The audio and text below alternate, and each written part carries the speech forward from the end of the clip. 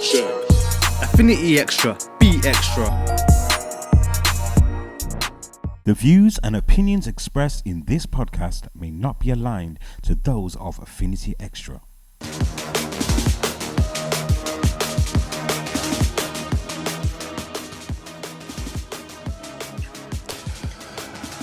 Yes, guys. This is Roger Moore here on the Roger Van Mourinho show, and I must say, this was one of them ones that I think this is part of our therapy for today's show. I think everyone needs to kind of hopefully, it's going to be a tough one, absolutely tough one. I think that it's been a very, very, very awkward, long week. We did a show this week and we talked about, did Pogba get Mourinho sacked, and we touched about the Super League alongside DJ Marks and DJ Mello, and then sorry guys, we had Stephen Lawrence Day, and no one's saying anything, and we've seen fans change football over money, yeah, and we just want to talk about it. We want to talk it out because when it comes to racism, we ain't wearing nothing. That's what this message says to me. We ain't wearing nothing. But we're going to get there anyway still, yeah. I do want to start off on a particular note because we missed Anthony in the last show. We knew Anthony might be in a bad place in the last show if he was on it, man. So Anthony's had time to work the therapy out and just go on it, because I must admit it was really down to Anthony really pushing for us to really go into this, man. So Anthony, man, just bring us into it, man, in terms of your conversation, and put us into the content. And I'm sorry guys, I have put drum and bass in the background, so it might heighten our voices. So take it easy, man. So Anthony, man, let's go into this conversations you've been hitting out this week. We'll just go straight into it, guys, man. Oh, basically, obviously with all the Super League thing going on, yeah, and certain ex-pros of a black persuasion. He was very vocal about the Super League, really talking from the chest, giving it, and the fans are being deprived and it's a disgrace, and there was really going hardcore. So obviously I've watched that, and what happened, I'll be honest with you, my brethren is a footballer still, I won't name him, but I saw he put up a thing on his Instagram. It says, yeah man, why couldn't they show the same energy around racism? Yeah. And from I saw that, I thought, you know what? It's true, So anyway, I've gone onto Instagram and I've seen Rio's gone in. Yeah. And then the Godfather himself, Righty's that said his piece. So I thought, well, you know what? If you can have that energy over the Super League, why can't you have that same energy when it comes to racism in football? Yeah. You know what I mean? And for me, it's a serious thing, bro, because, man will, they went hard. I mean, Gary Neville went in, called the Glazers scavengers.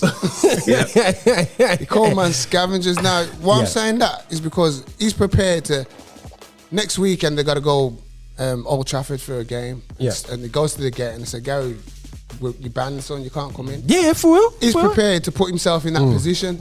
Yeah. You understand what I'm saying? He was prepared to stand out. He went out named. Now, okay, I can say Gary Neville can be brought into the same topic, racism, because it doesn't matter what colour football you are, racism is racism. Yeah. And if you don't agree with it, like Patrick Bamford, because Patrick Bamford put himself out there. Salute him for that one. And he's as white as the bedsheet. Yeah, bro. You get me? And he's playing for Leeds as well. Leeds as well, exactly, bro. With his white shirt. And the joke is, a couple of weeks ago, didn't I comment about Leeds being the whitest of the white team? So you're not even expecting.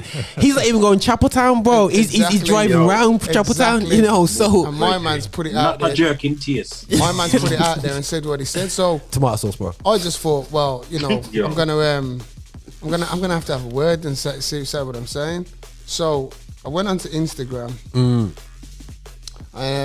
The first message I sent was to Rio Ferdinand, and he says, "Greetings, bro. Why don't you show the same energy to talk about racism?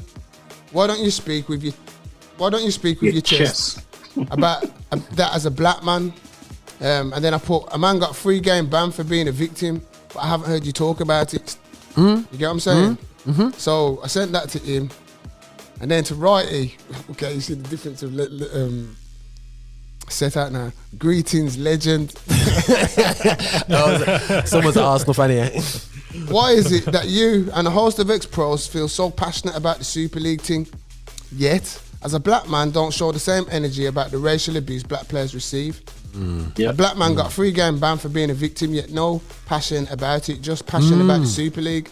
Show the same energy for your black people, bro. And that's what I put out. And then I think I've done one more the next day after all the teams had pulled out, innit? bottled it, basically. Yeah. I went again. I saw Rio. Rio was very vocal. How the fans turned it around and solidarity of the fans coming together, this, that, and the other. So I said, show the same energy about racism, Mr. Ferdinand. I says, you was never this vocal when your bro got racially abused by Terry.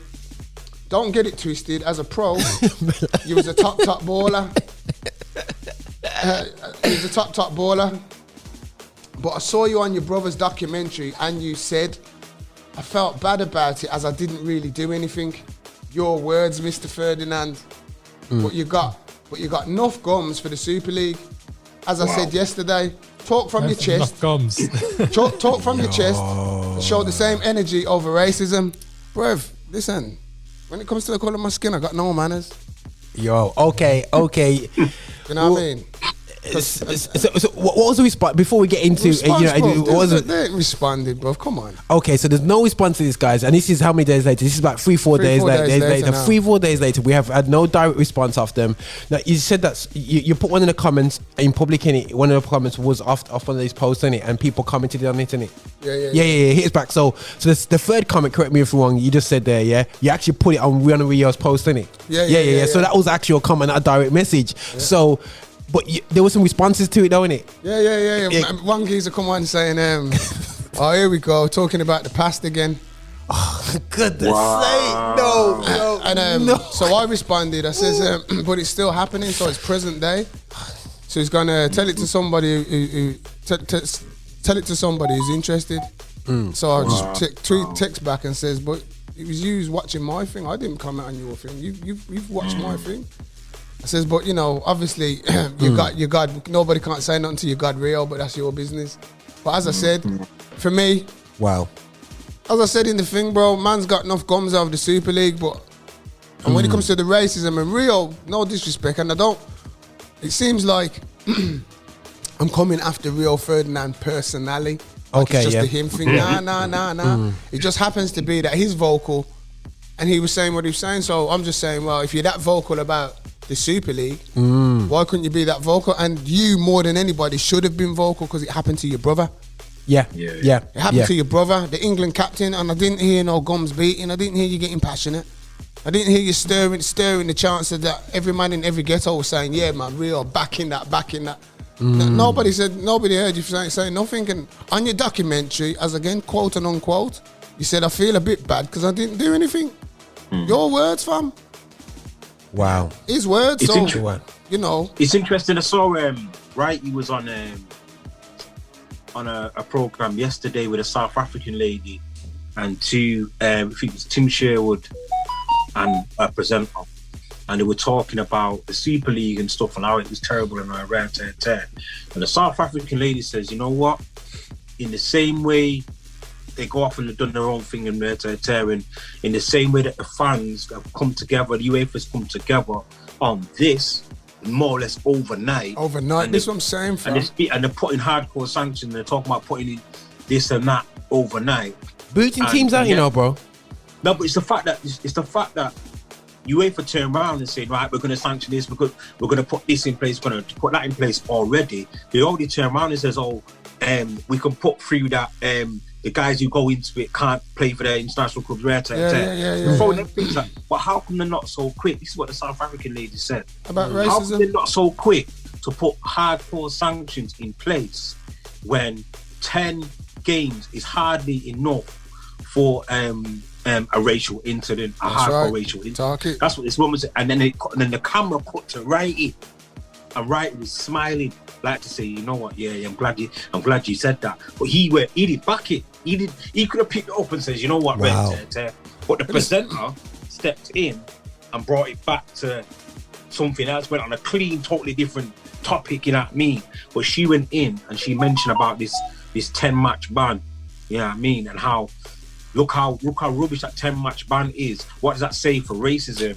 When there can be so much uproar and everybody can come together on over the that. Super League. When it That's comes right. to money, when That's it comes right, bro. to That's this right, next fam. league, That's but they're right. not coming together when it comes to When it racism. comes to Imagine if we all racism. stood together on racism and put something in place for racism. Imagine the change we could make. Bro, this is what I'm saying, but this is what I'm saying with regards to Rio. Rio's really there, pensioning the, Manchester United. It's a disgrace, and all these clubs is a disgrace. The six, blah blah blah. Bro, if you used half that energy,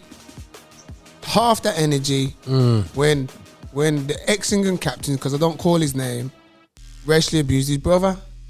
Come on. You understand? Yeah.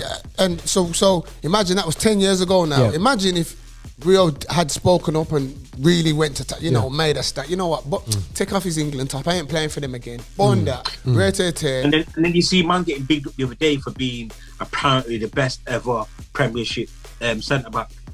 Who? Mr. KKK. Okay. That you just been talking about. How is he the best? No, this is what vexes me, you know. That's another subject for another day. For another day. Yo. But you see what I'm saying? So going back to I will say though, on the whole thing with the way they moved fast, I think there's a number of factors involved in that, because UEFA are not stupid. Their money comes from the fans. Do you know what I'm saying? So if so many fans are making it up for, they're obviously going to try to put things in place quick, because they need to appease the fans to make sure that the fans are stable and stuff like that. But let's not get it twisted. I would go as far as say maybe 85% of the fans that made that kind of noise were not black fans. Do you know what I'm saying? So the people which are coming together to make this change for the Super League, I very much doubt is black fans sitting there and joining in the bandwagon as much. There'll be a few, but not as much. And that's where the problem lies, is that we can't get black fans or enough black people coming and making a statement about things like the racism in football enough to push the hands of UEFA, the FA. I hear what you're saying. Good point, Marcus. But you know what? The reason the black fans ain't going to do it, because we ain't seen our black football icons do it. Icons doing it, man. Yeah, no one's seen it. If you saw your icons, if you saw your icons standing up making a stance, the black fans are going to say, yeah, I'm going to join. I'm backing that. Because you've seen that. You've seen that first step. Nobody's making that step. Everybody's bottling it. And that's why I say it's not just Rio. I'm just saying Rio because he was very vocal. But I'll call that all the contingent who was at Chelsea FC when it happened. Every one of those black players needs to look at themselves. Every single one of them, because there was there, and not one of them have come at the time or since to condemn that situation. Oh, I was at Chelsea at the time and I thought, or I said, blah, blah, blah, blah, blah. Nobody's come out. Nobody. What are you saying, Marcus? The annoying thing as well is that you can understand if, like, we're talking about these black players at Chelsea and they were at a different team, like a Preston or something, and they were still struggling to make a bit of money and all that kind of stuff. Yeah, but we're talking about players at the top end of football that were making how many thousands of pounds a week, some of them hundreds of thousands of pounds a week in wages alone. So by the time they've left football, we're talking about people which are, even after leaving football, are still millionaires. This is what I'm saying, so fam. It's not like this to say that if they talk out, they're going to be the most that might happen is they might not get called to do punditry because of what they're doing in things. But you got your money. You made your money. You can do your own thing. Listen, technology's at the stage. You don't need punditry to go through Sky. Man can just set up his YouTube and Real Ferdinand could do that tomorrow, and he's going to have He's already got bare subscribes on his podcast. Yeah, I'm saying. He's already killing it already. So hold on. Somebody sent me this as well. Because I went on the Instagram and went at Rio and Righty, I had this one geezer, brother, and he was on me, fam. Okay. It was, on it. So till at the end of the day, I had to ask for his number. He sent me his number and we had a chat. Okay, cool. So I had to break it down. But you see, when I broke it down to him, man was like, yo, I hear where you're coming from now. But he sent me something today, and it says, Sean Wright Phillips revealed on revealed an England PR told him not to speak out publicly after being racially abused. Instead, the former Three Lions winger was told to get on with it as he suffered in silence. Well, this is it, man. And this is when people say, forget the past. You know what I mean? Don't worry about the past. And this is what I'm peed off about. If it's so much about forget the past, I tell you what, wipe out debt in Africa, wipe out historical debt and start again. Oh no, it's money. Oh, okay. When every suit, He was our compensation. yeah, exactly. Sorry, we compensated your slave masters instead. You know what I'm saying? Until the other day. So when they're talking about, it's in the past, give it up. The reality show is that it's the same people out there that is still going in the same foolishness. I'm going to bring my friend on. He's a referee. He said a few years back he's going foreign refereeing. He's a decent baller back in the day, and he said the Raw did not. He was fourth in the country. He never got promoted. Why? They wouldn't give any excuse. Everybody below him got promoted, but because he's black, that's why we got no black referees, because the system is racist this very day.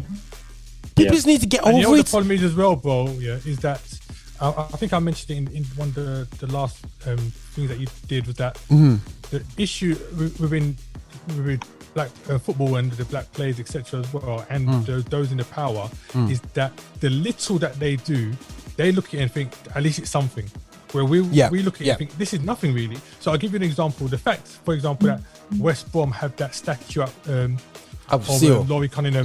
He's Seal and Batson. The fact that they've got that statue for them, that's something. That's them speaking out. That's my tick. That's my box too. Yeah, but we don't care about this. Okay, we're glad that they recognise them guys, but in terms of what that statue don't change anything. You know what I'm saying? It doesn't. The statue's not there to and cause people to be like, oh, you know what? They put a statue up and you know what? These guys are right. Let's just stop the racism. The statue doesn't do anything. You know what I'm saying? It's a nice recognition, and that's what part of the problem is, that they do these little things like tokenism, innit? That's it. They do the little things like, you know what? At least this guy got a 10-match ban. At least we put a statue here. At least we've done this, and they look at it like it's a major step. Where really, actually, no. It's not, what you've done here, right? Is literally you've just put a little bit of icing on the cake here, right? Where you've not really done anything. So guys, here's a question, because I know we're great at pointing things out, you know, and people listening in. Now, if I'm a white guy listening into this podcast, you're going, oh my god, man, this is black guys going on crazy and whatever. What are they calling me racist? They're calling me you know, the usual stuff that people say, but I just want to be real now. On a real note, what is our expectations? Because sometimes, you know, we can point out the problems, but what is our expectations to happen if they were going to make changes? What changes? Okay, we're not. It'd be nice to have a statue of Cyril Regis outside somewhere or whatever they're still. But the reality show is that, okay, take this tokenism away. It's nice to have a statue of Henry. Nice to have a statue of Michael Jackson outside of Fulham. You know, them things there. It's taken down. It's taken down. Yeah. Who put him said? From Elvis Presley. From Alpha dipped, man, took his things back. Okay. That's a shame, man. Michael's gone. But what we looking for changes? What changes are we looking to see? Changes in football. Around racism. All right, then this is me. People are going to think it's drastic, but I'm just being real. I think if a club gets found guilty of their fans or any of their players racially abusing an opposition, they should be kicked out of a competition. You know, like you got financial fair play, financial racial play, then there you go. Same thing.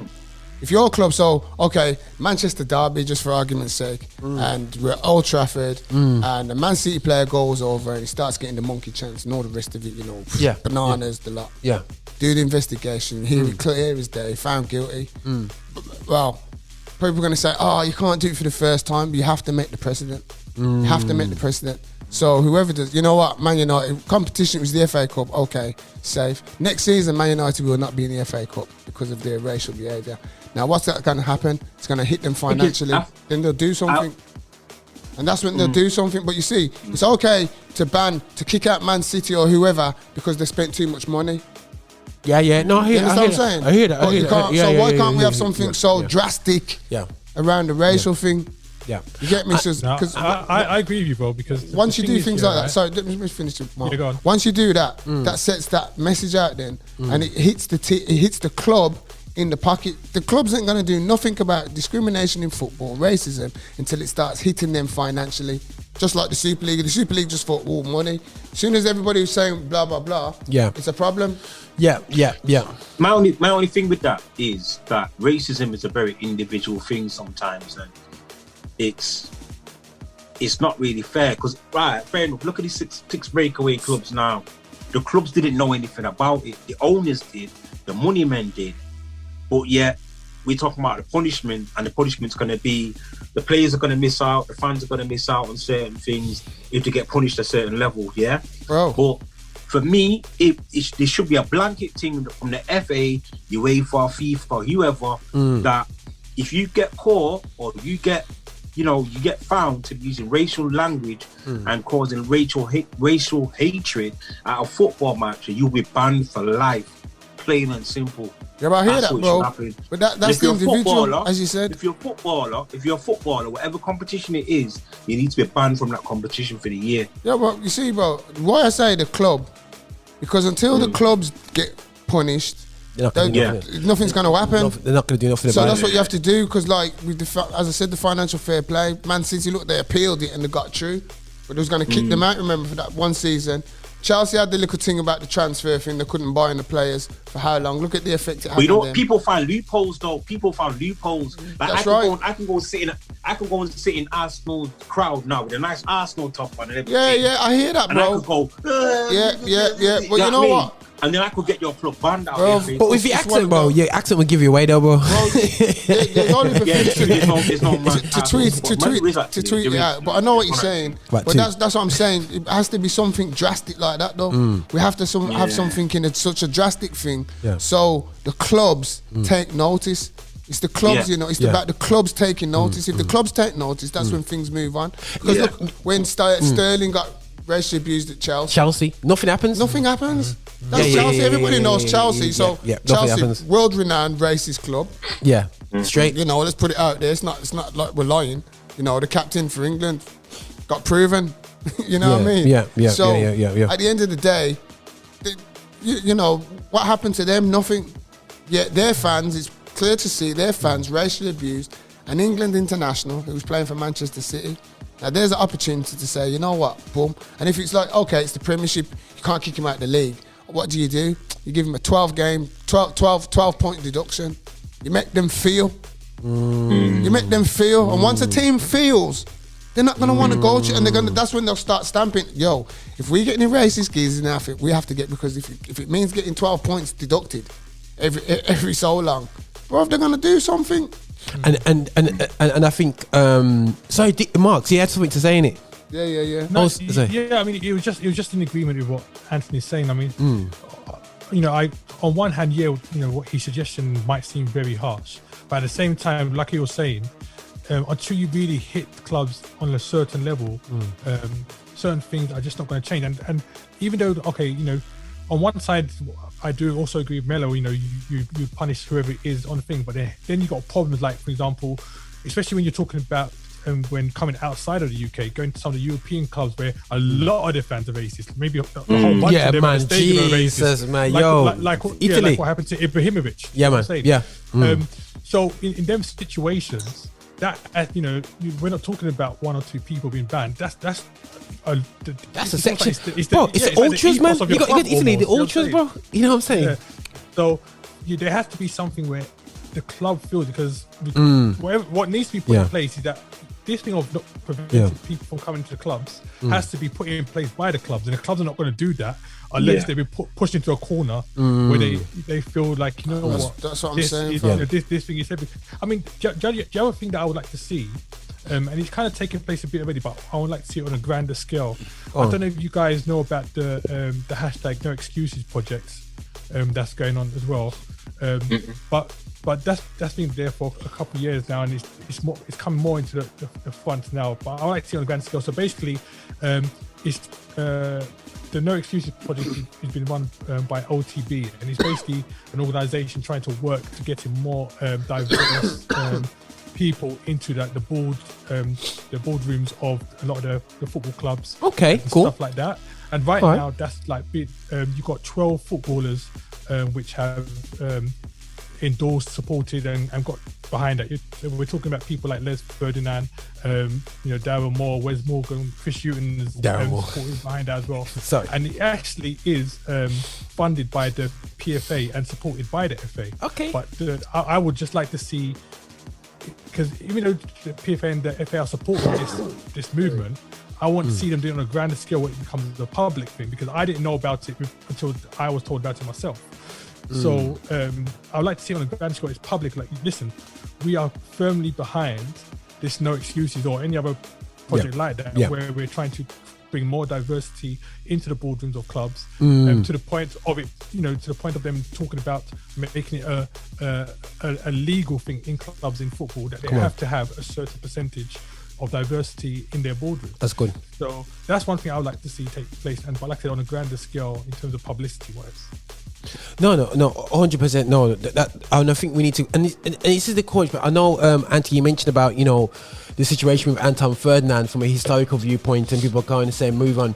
But we have had a bit of a groan now and again about John Barnes and about how he was a bit soft in the past, and when it came to racism, and there's a picture of him run in the air, running down the wing and the banana coming on the pitch and stuff, and.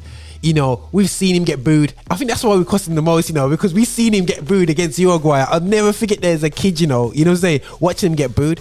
But I watched him yesterday on Stephen Lawrence's YouTube channel, the Stephen Lawrence Days YouTube channel, yeah? And the man is dropping bars on there, like proper, like about education. And he's not only just saying we should improve, he's actually sound like he's actually got educated. I don't know if it's when he went to manage Jamaica, he kind of realised, that I've missed out on a bit, which a lot of footballers do that in their twilight years. And I don't know if that, but it's, okay, you screwed up in your football career. Okay, when you reach big man and realise, and you look in the mirror and you really see the rubbish that you've had in your life, don't sit down there.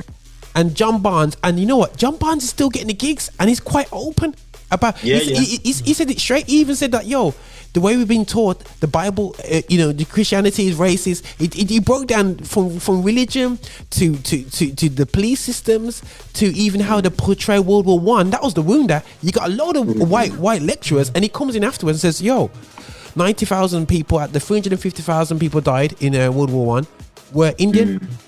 But you don't see Indians. I was like, John's doing that though.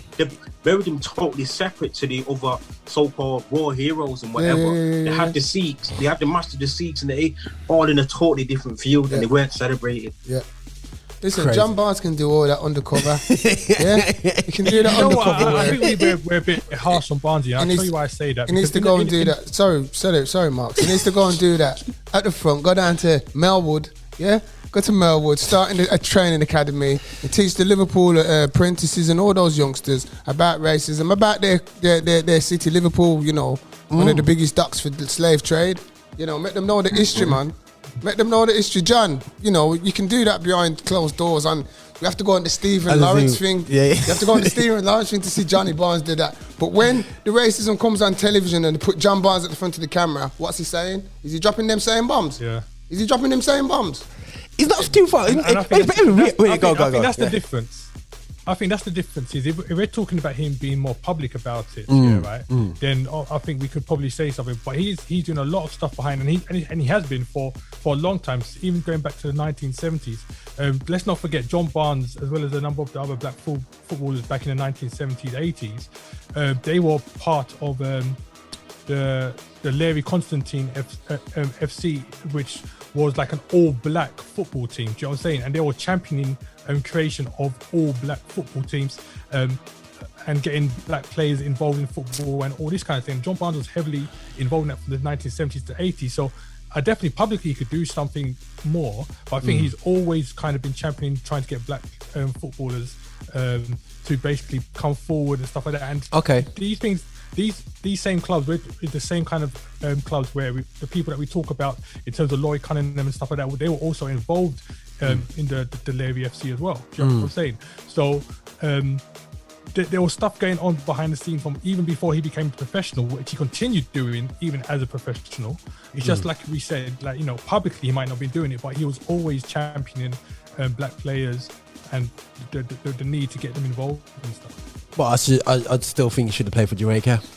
Well, if John was doing all that from them days, right? How comes he wasn't, bringing on the other, going back home and setting up like academies for those black players so they could come forward and start this black revolution that is championed behind closed doors? I don't know. I don't know if he's doing. See, I can't say if he did that or not because, like, for example, this same club that I'm saying he was heavily involved with, that same club formed two other clubs, and in fact, they also went on to helping an all-black netball team, 2 all-black netball teams for women as well. And one of the things, there was, the West Indian World newspaper and other black-based newspapers in the UK were getting behind it, even to the point that alongside Larry Constantine, they formed a massive competition where it was just like all the black teams playing against each other. And this was in London, you know what I'm saying? So, like I said, we can't say he hasn't done certain things because we haven't publicly seen it, because there's other stuff he's done which is along those lines. Yeah, which I think he's done very well with. I think what we want is like this. We talk about drastic measures, and we at another threshold at the moment when it comes to Black Lives, because we all know when Floyd thing came through, everyone's going like this. Black Lives Matter's over. That relief, like going, oh my gosh, it's all over. But they don't know it's only just started. And I think they don't realise, and I said to people last year, black people are moving different right now. Yeah, you know what I'm saying? This whole situation's it's activated. You never took much to activate Anthony, but it's activated a number of us, to actually go, nah. We need to, things that need to actually change. And I think that the likes of, we talk about football, but let's flip it to boxing. Would Anthony Joshua turn around and say, I will never box in England again until I see drastic measures done for fellow sportsmen? No. Would he say that? If he said that, the Lord Mayor of London would turn around and go, yo, what? He will get Dettol out and he will clean out the system himself. No, it's not happening. Why ain't it happening? It's not happening. It's not happening in boxing. It's not happening in football, because these sportsmen of today, they're thinking about their personal gain, their personal needs before anything else. And it's like, the attitude is like, well, it's not really directed at me, so it's not really affecting me, so I'm doing my own thing, I'm in my own lane. But that's why I always go back to, when you look at the legend Muhammad Ali, because as I said, Muhammad Ali stood a totally different thing in the sense of from racism, but it was the fact of what he stood for. He believed in something and he stood for it. Yeah. And he didn't think about his personal wealth or what he was going to lose or what. He didn't, remember, he just become the heavyweight champion of the world, Olympic champion. The world was his oyster. He's ready to go and earn money, good money as the world champion. And, then Vietnam came and he says, no, I ain't going to fight the Kong. They ain't done nothing to me, so what am I troubling them? Yeah, for real. And they stripped him. And remember, it's not like over in, we're trying to take on the FA or what. Muhammad Ali took on the USA, the whole of America turned against him. Jesus. Yeah, for real. The whole of America turned against him, let's be real. It's not just like a little snippet, it was the whole of America. Everybody is a disgrace. Send him home. Strip him of his title is a disgrace. How can he not represent America? How can he not fight in the war? And people are saying, my son's gone, and why are you privileged over my son? Nobody was privileged. Your son didn't make a stance. Ali did. And my point is, like we were saying, these footballers are multi-millionaire footballers. The multi-millionaires, 10 years ago, they were multi-millionaire footballers. And nobody's prepared to say, you know what, allow that. This is what I'm standing for. Again, come to a more modern day, go to America, Colin Kaepernick, same thing. He was the first geezer who took the knee. He done the knee in the national anthem, and look what happened, the uproar it caused. Hasn't played a game of American football since. But check this out though, Kaepernick has not been accepted back into American football. No. But my girl, who had a fist fight on Twitter with Trump, the footballing girl, Rapido.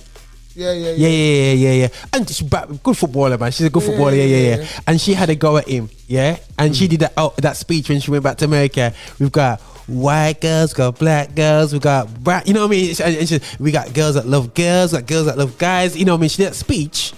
I'm sure she's still playing ball. Yeah. She's hireable. Yeah. Yeah. So, what's the difference? Bruv, remember, You know what, Trump it takes put certain it out people, there. though. Trump put it out there. If anybody gives Kaepernick a gig, I'm gonna do your dance. I'm coming to done your dance. Yeah. And even though Trump he's is gone, now, though. yeah, he's gone. This is what I'm saying. He's gone. But he's still got power, man. But nobody's but nobody's prepared to give the man a break. The man still trains every day. You know, the man's been to. He's equivalent. He's been to a Champions League final. He's been to the Super Bowl. He's took a team to the Super Bowl, lost in the Super Bowl. He's a talented baller. And this is what I'm saying. And that's the difference of American blacks and blacks over here. And that's just the real talk. That's the actions of it. Let's be real. It is. We can say, okay, we can use Rio Ferdinand. We can use whole heap of fully black footballers if we want, because none of them stepped up to the plate. Nobody stepped up to the plate. And that's the problem. Everybody's too scared. But the Ali showed you didn't have to be scared. And look what happened to his career. Turned it around. Everybody saw where he was coming from. And look, the greatest. One ball in the jungle, man. You know what I'm saying? Why can't Auntie Joshua say, you know what, I'm going to go back home in Nigeria, you know what I'm saying? Listen, man. What's that? Them kind of thing. Oh, put it out there. Statements, have to. Them kind of statements, only to be made by people of a certain. I don't know the word is pedigree, but a certain type of black person will be bold enough to make that statement. Like, we use boxing for example. No way, Joshua, right? The only difference between Joshua and someone like a Wayne Rooney in football is that Joshua is black, but he is their favorite right now, the English favorite. Yeah, and they love him. Bruno took the title and he took the title after Frank. I can see somebody, right? Whether it's like, probably more likely at the end of his career making that kind of statement, I would say someone like Dylan White would do that, because Dylan is very different. He's a very different kind of. Is that the Jamaican one? Yeah. He's well. I don't think Auntie's pissed away. Auntie's not he's not lost who he is. I'm not a Dylan White fan, but I hear where you're coming from still. You know what I mean? Again, my problem was this is what we're talking about though. Everybody wants to wait till the end of the career. Why are you waiting? Yeah, do it now. Why you wait? As I said, when Ali when the striptease took his best earning years. Yeah, man. There was his prime that stole him at his prime. But he stood his ground and he stood for what he believed, and this is what I'm saying. But the joke is, it wasn't like Ali was balling. Guys, I'm telling you straight, footballers are balling. I went to Harewood's Instagram. Yeah, he's got his his like car business. Yeah, he just does up cars. Yeah, so he's doing his thing, doing his little business. Salute to brother. He's got his links with the footballers and whatever. And you know why he can't say nothing, because ultimately he will lose all these friends won't come to him and whatever. But he had this young footballer from Man City. Yeah, done up his mum's car, nice. But I should have used about 17. I'm going. Well, this car's kitted out. Harewood doing his proper kitted things, yeah. And I think the footballer's called Sawait Sadiko. I don't know if he's on Mellow Watch, yeah. And he plays for Man City and he's doing all right still, And I'll find out the name and I'll let you guys know. But I'll check in a second. But one thing I thought was weird. Going, hold on a second. These guys have got good money at 17, 18, let alone 25. And is it the case that the literacy, we got poor financial literacy, which I doubt, or is it a case of it goes back to the black pound? Where do we spend our black pound when we made it? Is our black pound? It's education on both sides of those things, I think. Go on, why you say that?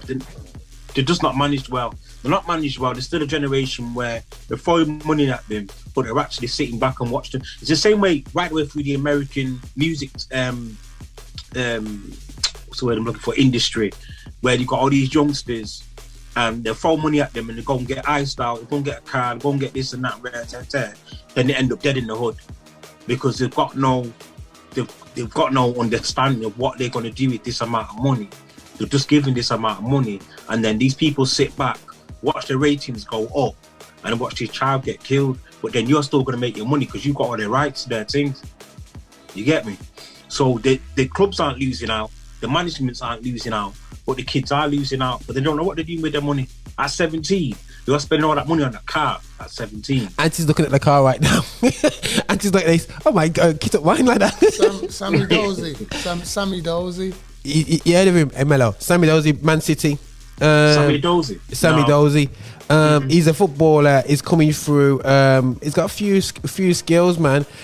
He's got a few things going on, but he looks like he's the next Fodinho. You know what I'm saying? Coming through. You know what I'm saying? You know, and he's kitted out his mom's Audi, but I suppose that wasn't from her day job. You know, it could be. You know, but at a young age, he's got. You know what I mean? He's got fair amount of money. So these guys should have enough to say, you know what? If I have to just say what I have to say. And you know the joke is, guys, you know who's showing us they can? Rashford.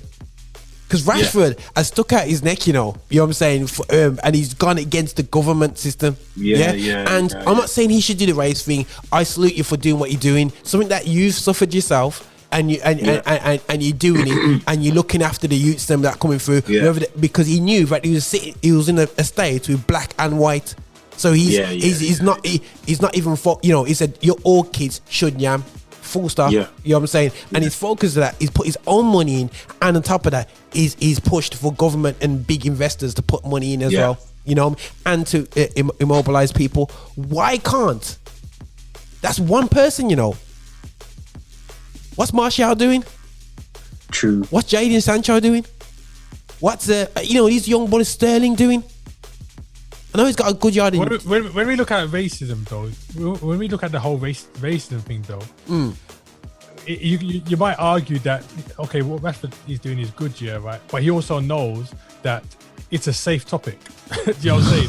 It's that there's so many millions of people going through the situation that he's fighting for that he's going to get that coverage. Do you know what I'm saying? It's another thing for you to, you know, he knows exactly what's going down in football in racism, right? And he knows that if he tried to come the same way, he might not necessarily get the same support. Do you know what I'm saying? The government don't even want to touch it. So why is he thinking? So for me, I'm thinking to myself, this guy.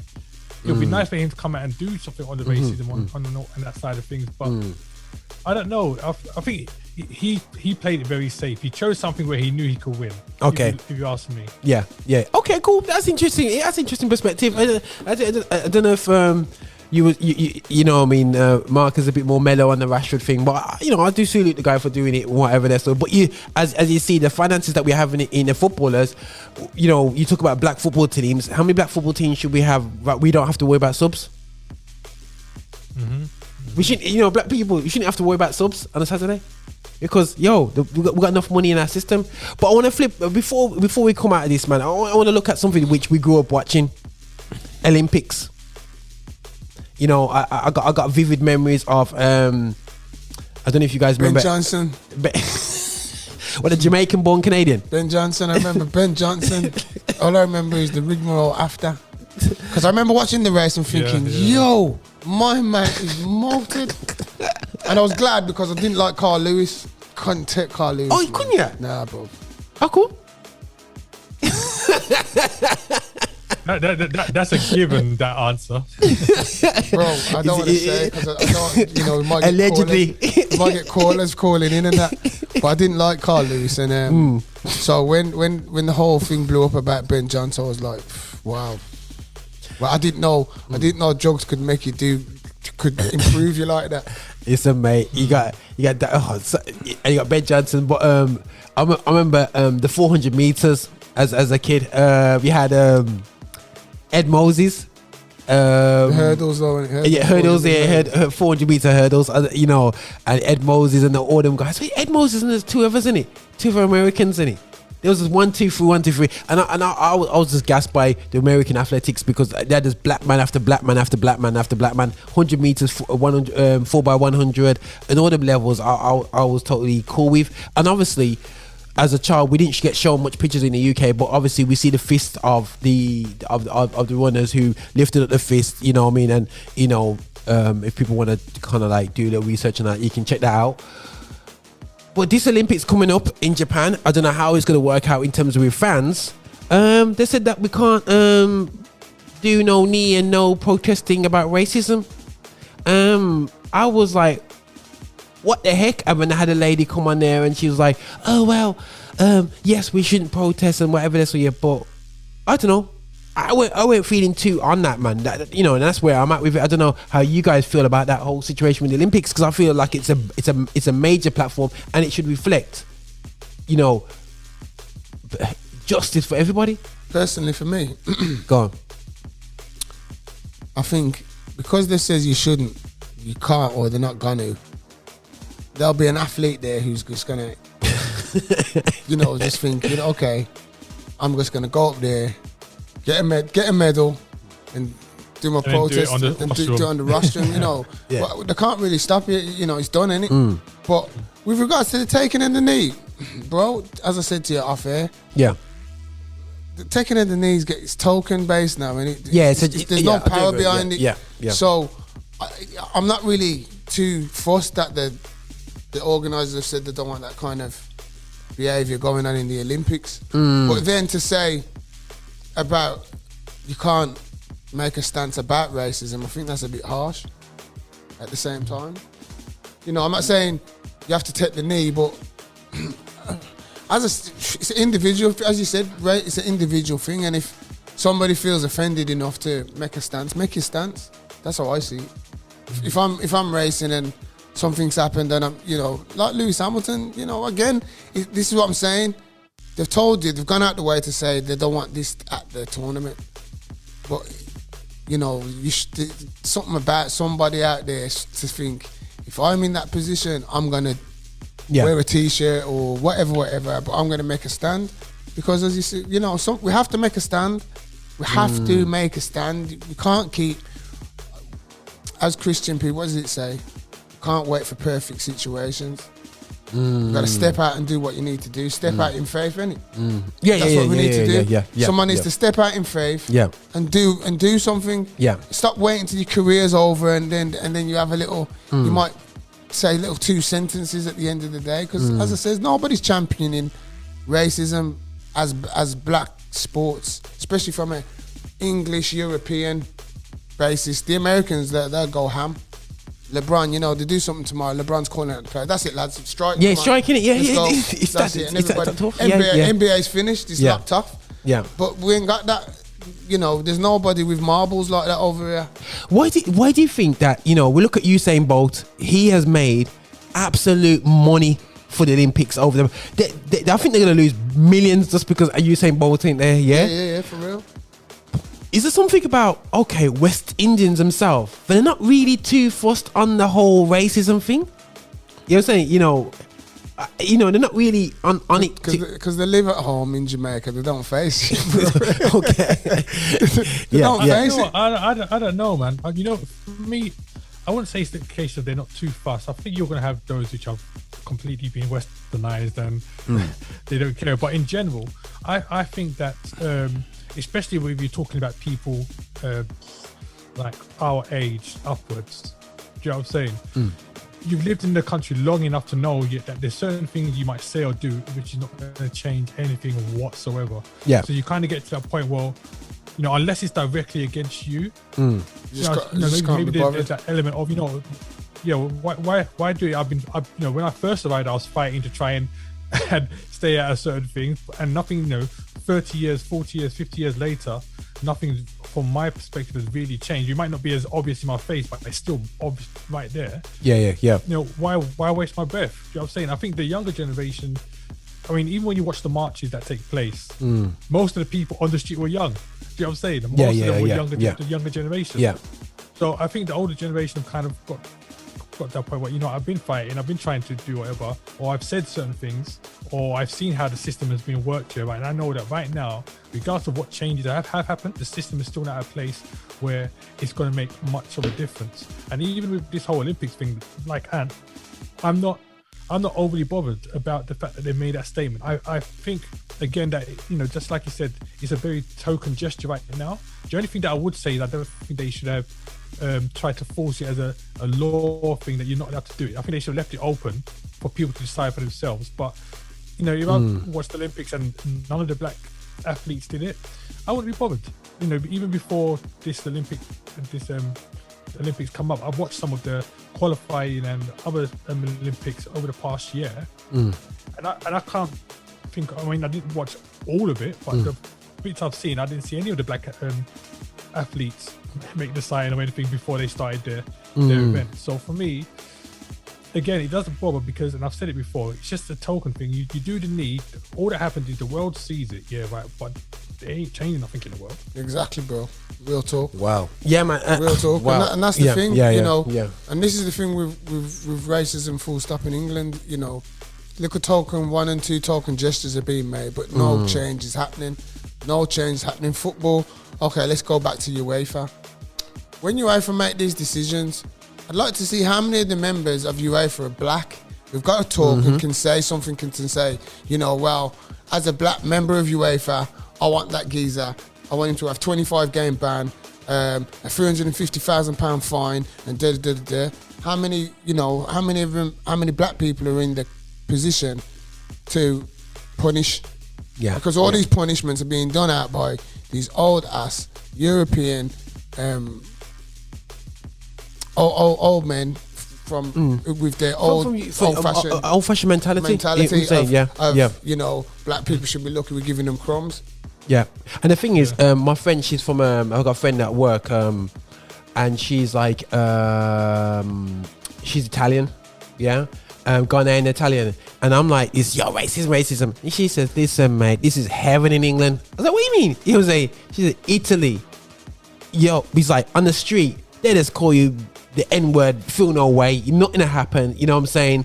It's just commonplace, even in like certain parts of northern Italy and whatever. She finds that southern Italians a bit more nicer, but he said they're not. He said you know, and but he said the north, like crowds, they feel no way, and you got the literally the Nazi fans, I'll call them. There's the serious ones, the ones that, yo, you ain't seen, you know, the working man club ones, you know what I mean? So them guys are absolutely rough. And she said that literally the only way out of poverty in Italy is make it as a sports person or drugs. And you know what I mean? Everything else, you just, no matter how educated you are just going to end up in a factory job. That's the plight of a black person in Italy. You know what I'm saying? And you think about it, wow. So for me, countries like England, where we got a bit more you got a bit more flexibility, and let's be real, black players go on strike in England, there's a bigger impact than Italy. Italy's only got, like, it is you know, 1 or 2 players are okay, you know, maybe AC Milan may suffer, but as for the rest of them, you know, it's cool, but it's so sad to see the ignorance. And as I go back to Uncle John Barnes, man, always goes down to education. These guys need to wake up and reprogram the fake history that they've been given at their superior. Absolutely fake history. That's the thing as well, is that if you know the Italian people and their general history, you know, using things like their version of the N-words and stuff like that in their conversation is, for them, is as natural as us talking about buying bread.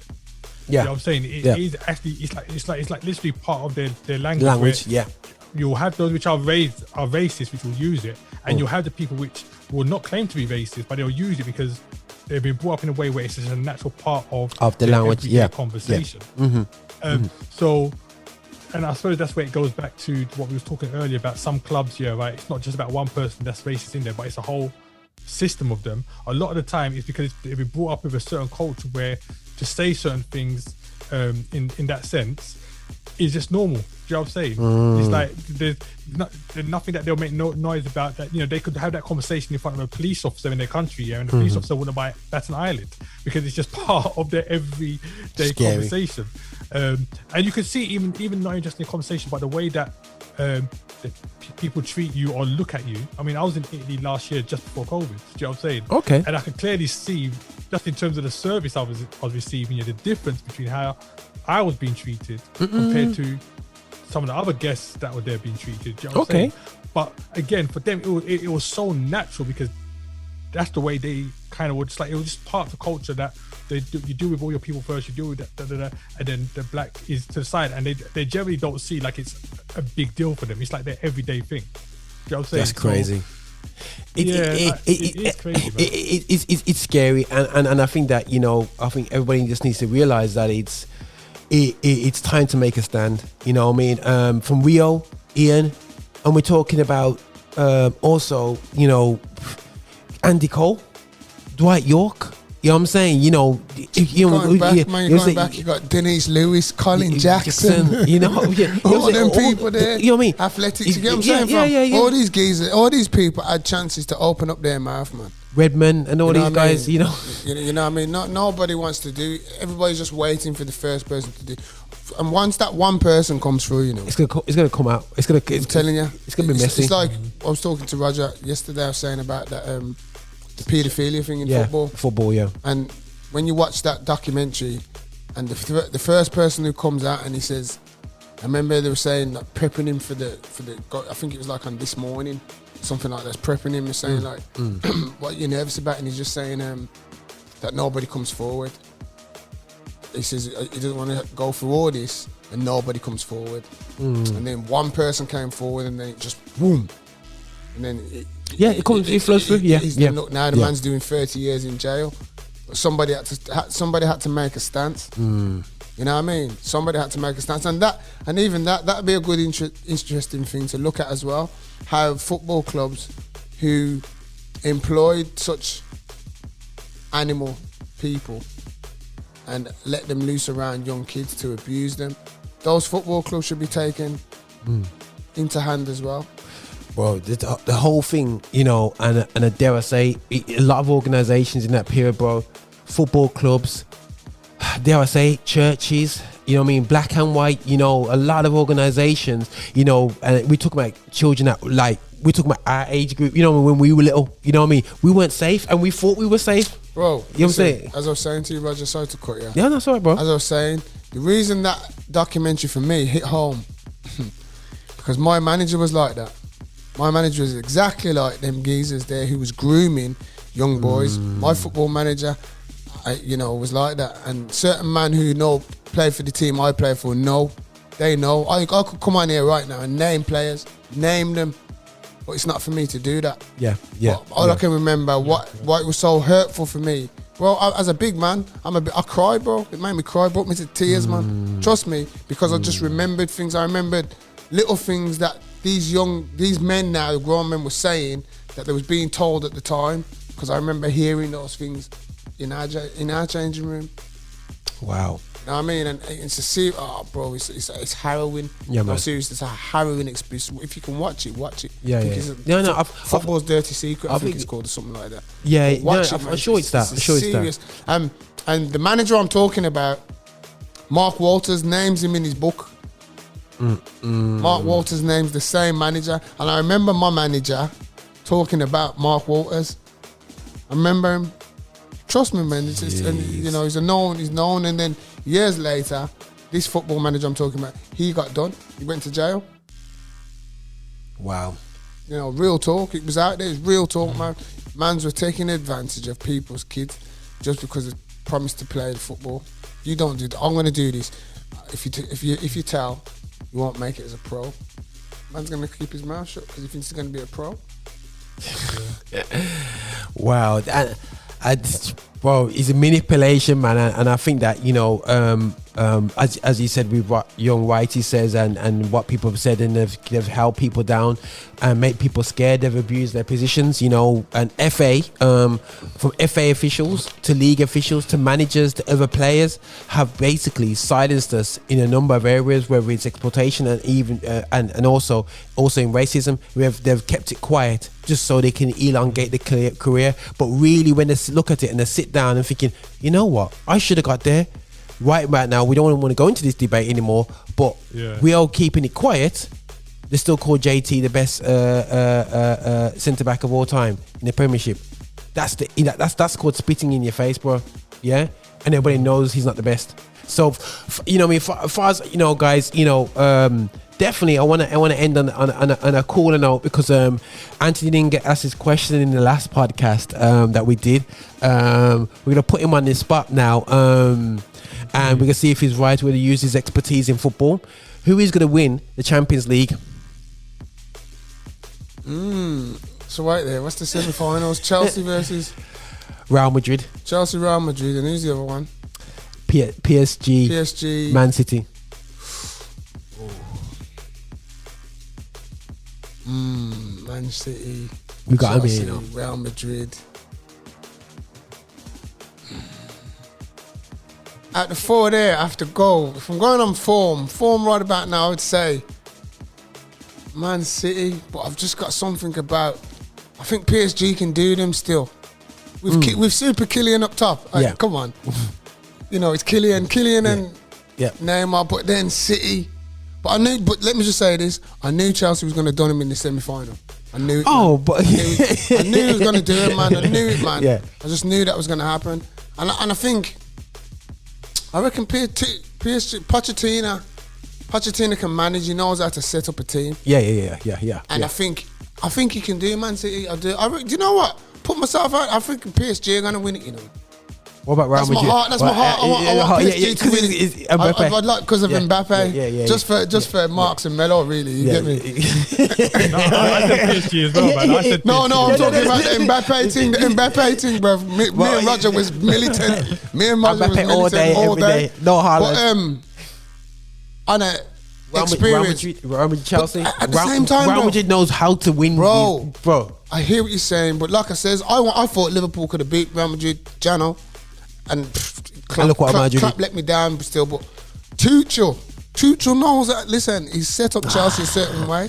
But if you can, whatever. But look at the results, what they're doing, bro. Look what they're doing out there. You know, I don't think they can outscore Madrid though. They haven't got that firepower kind of thing. Werner's not on it. Yeah. Werner's not on it. Giroud's not really getting a sniff. Abraham's not even in the squad. Yeah. You know, so I think Madrid will have too much for Chelsea over the two legs. So I'm going to Madrid PSG final. So who's going to win the final? PSG. Mbappe. Okay, game. cool. Yeah. That'll be his last game. Yeah. His last game for PSG before he goes to Real Madrid. Okay, yeah. Well, you know, for me, I did say in the last one, I do think Real Madrid might cut because Zidane. You have to rate him as a manager. Bro, Zidane's a legend, and I think he just, as I said to you last time, he don't get the props he deserves, man. He's a serious manager. I don't care anyone says. He has turned his football team in its twilight year, you know. It's gone past the twilight year. It's been Mourinho'd, you know what I'm saying? And he's done Oli, and he's done a better version of Oli, you know. Okay, we're gonna flip on the last ones. We're gonna hit to whatever, and we mentioned about the Europa League, bro. You know, and you know, we're gonna hope for your professionalism to point out who's gonna win the tournament. What? The what? Europa League. The Europa League. And we have to salute Arsenal for mashing up Slav. We did the massive salute to Arsenal for mashing up the racist team. Yeah, that's right. We have to pay homage to Lacazette and that. Bro, do you know, again, you see how much abuse I got on Instagram for that? Because I put out there, obviously the racial thing.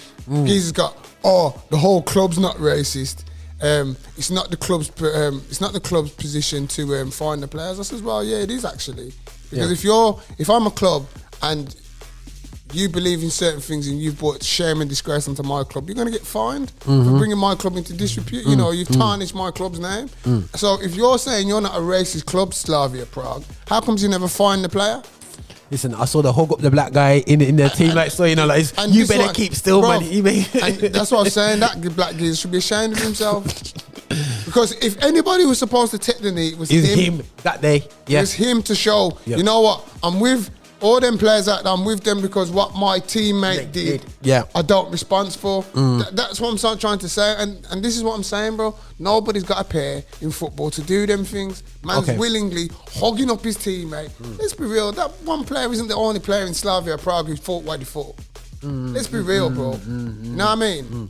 But that was okay. The box up was great, and the best part was that all four scorers were black. That was just was the icing. Funny, man. That was the icing on the cake. That was. You know what I mean? That was the icing on the cake. That was the wound for them. Going back to it, Villarreal, that's not going to be tricky. That's going to be a tricky game, you know. I'm watching them, you know. The Spanish waiter's got something to prove. Yeah. So, and you got the old waiter. You got the old waiter, and you got the new waiter. The new, I call him Little Pep. Little Pep. That's what I call Arteta. Little Pep, bro. The cheapest version you can get. You know what I mean? Obviously little, you know, not little. Little pep. Oh, Lord. You know what I mean? Happy But, shopper. Go on. Man United, I think Man United will get to the final. Man United Arsenal final. Whoa. Arsenal. I went for Arsenal. Arsenal. No, Marcus. I have to say, Arsenal. Marcus went It's for gonna be Arsenal. us, bro, because I do think Villa. Ali can't do it. Ali can't do it against us, bro. I totally agree that I said Melody didn't like me saying this, that they get tripped over in the semi-finals again against Roma. A team like Roma. Roma. Yeah. So you know the Italian teams, they always do that stupid performance and they just do you over. Like they've done over Ajax, not because they played the best football. You know what I'm saying? You know. I think Man United will have too much at for Arsenal, yeah, right. And I'm thinking, if I remember right, Arsenal was still the only team in that tournament that haven't lost any games. But bro, there's no Aubameyang and no Lacazette's injured. Yeah, but that's not. Don't worry about that, bro. We'll come through. Inteke in the final. No, bro. Don't even start me off on Eddie Nketiah. Please. He's saving it every day, bro. He's just saving. Please, ball again. Bring ball again, man. Playing ball again. But you know, Lacquer up. Ober will be back. Yeah. Ober will be back. Lacquer's a bad, bro.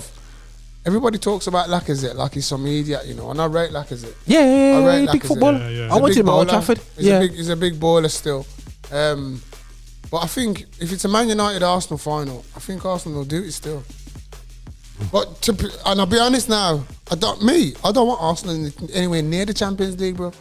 I don't want them anywhere near, fam. Not close, because it's going to be all them 4-1s, 5-1s at home Bayern Munich results. Because Arsenal ain't ready, bro. We ain't going to spend enough money to bring the team to the standard that you need to be to even have a sniff. You know, you understand? You might get out of the group stage, okay, but to have a sniff, bro, how can we go into the Champions League with David Luiz?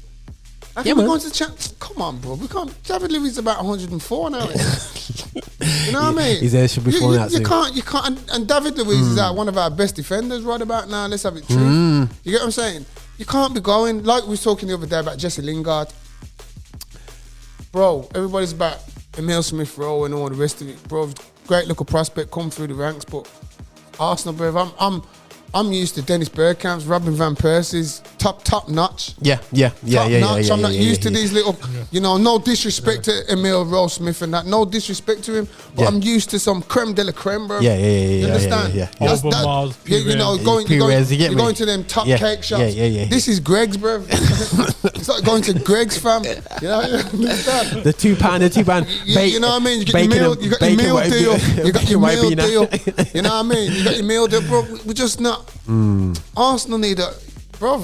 A man asked me about the you need a Tony Adams at the back, definitely. Man asked me about a Super League thing, bro. So I was gassed about the Super League because we wasn't getting relegated and we didn't get dope. and we'd be playing some big teams. You get me? Because right about now, man ain't seen big teams since Wenger. Since Wenger, bro, man ain't seen big teams at the Emirates, bro. You understand? So, and that's what I'm saying. I've been spoiled. I was used to those nights, those big nights at Highbury, those champion Old Trafford. Batistuta. Need a goal to win the league and that. Going Wembley, Batistuta. Them games of what meant things. These little Europa League things, bro. This is no disrespect, but this is beneath me, man. This is beneath me, man. You know what I mean? This is Tottenham FC, father. This is what Tottenham are used to. Tottenham have got dizzy heights, bro. That's why, you know, all this, you know, because I have to get it in there because, you know, Tottenham was saying, what was it? The power shift in North London. Power shift in North London. What if Tottenham want to talk about a power shift, bro? Bro, it's about to power down right now, bro. Shift. It's powering down, bro. Tottenham wanted something, 2008, bro. It's 2021 now, you know. And Tottenham haven't won anything since 2008, but they want to talk about power shift in North London. Boy, Arsenal won winning trophies last season, bro. The under Super League team, but and there was another one as well. How did Tottenham get into Super in the Big Six? Since when? Well, all of those, I sure Villa's won the league before. Based on what? This is what I'm saying. Based on won the league. Leicester City. Every team in the Super League, all the teams who put their names through in the Super League, bar Tottenham, had won trophies in the last 20 years. Everybody bar Tottenham. So how did they get in there? How did they get into the Super? How did Stadium, man. How did they get in there before Blackburn Rovers? Stadium, bro. Stadium. Blackburn Rovers won the Premiership. American owner. For all you people out there getting gas thinking, what's he on about Blackburn? Blackburn Rovers have won the Premiership, just like Leicester City have won the Premiership. So for me, them two teams should have been considered for the Super League before Tottenham Hotspur. Just want to put it out there. 100% Leicester. Just saying it. You know what I'm saying? You know what I mean? And that's it. So, guys, you heard it first. Anthony is saying that Arsenal will scrape into the final of the Euros and scrapily beat Man United in the final. You heard it first here. Penalties. Yes, got penalties or something like that. I think it'll go to penalties. 1-1 on that. 1-1 after normal time. Penalties. Yeah, penalties, and Cavani will score the winner. But and then in the Champions League, he's sticking with his bias towards Kylian Brown Brothers. Yeah, man. Brown Brothers. I like that. PSG's Brown Brothers. I like that. Mbappe going out there still, yeah. And I would have to say that Marcus is backing up Anthony with the whole Arsenal thing in the Europas anyway still, yeah. And I just can't bet against Real Madrid. Can I just say this though? The reason as well, let's not just go back to Brown Brothers. PSG turned over Bayern Munich, fam. Let's be real. Let's not belittle what they did. Hold on. And before that, the thumped up Barcelona. You understand? They've gone through licking down teams, man. So true. I'm thinking, bro, on paper now, okay, Man City are a different beast, but Man City ain't impregnable as United showed them, as Chelsea just showed you. They're beatable. They're beatable. And on their day, PSG can do enough to get over the line. They can do enough because if they can come to Main Road, Mbappe and Neymar and go on like they did in Munich, they're going to score. Yeah, man. They're going to score. And one thing with Mbappe I've noticed in Champions, he's not missing for joking in Champions League. No. Them big chances. And that's what I'm saying. And that's what I was saying that with regards to Haaland. Big players stand up when they're supposed to stand up. And that's where Haaland doesn't. He scored a lot of goals, but in the big games when they're looking to him, quiet. Whereas Mbappe, he's got no manners. He's got no manners, you know. PSG and Arsenal for me, and for me, the only reason I can see Arsenal not winning the Europa is if we get a David Luiz madness like we did against in the Brazil in the finals. Is that kind of madness? We pray for that, man. You know what I'm saying? That's calm. But listen, guys, this is Roger Moore alongside Anthony Young in the studio. And obviously, we got DJ Muggs. We had DJ Milo, but he's preparing for his soca show. So he's there finding new music. I'm sure he's going to be texting DJ Marks to send over some St. Lucian soca going on there still, you know? Melo, play that tune, my lady. My love, play that tune, big tune, you know. Yo, that tune, man. I grew up with that tune, star. Big tune that is. But we definitely, and also a shout. We just want to just highlight. We're just praying for the people in St. Vincent, and that actually a national disaster has happened on the island with the volcano, and we just want to pray and want to highlight that, us on the station, and we're not going to forget about this, and we're not going to just do the whole 6 weeks thing and then forget about it. This is going to take a long time to recover from. The island Montserrat next to my mom's island, St. Kitts, they still ain't recovered. You know what I'm saying? From a volcano that tore them apart in, I believe in the 90s. Was it late 90s? It was 90s, isn't it? Yeah, 90s. Yeah. And we're seeing another island, there's 100,000 people that shouldn't be on the island, but due to, we know what we're talking about, they're on the island, 100,000 people, and a lot of them have been displaced because in the north, there's a massive eruption. So our hearts go out to them anyway still, yeah. But this is Roger here on Infinity Extra, ashamedly playing gospel music of black origin and ashamedly talking about the black perspective on football, on racism, also on the perspective and our unbiased view of Europa League and UEFA League and the Premiership and all them things out there. So yeah, enough love to everyone. Thanks for listening in, and thanks guys for coming in and all that, like, subscribe and all them things. Do that at the end for us. All right, then, Roger, over now. Peace.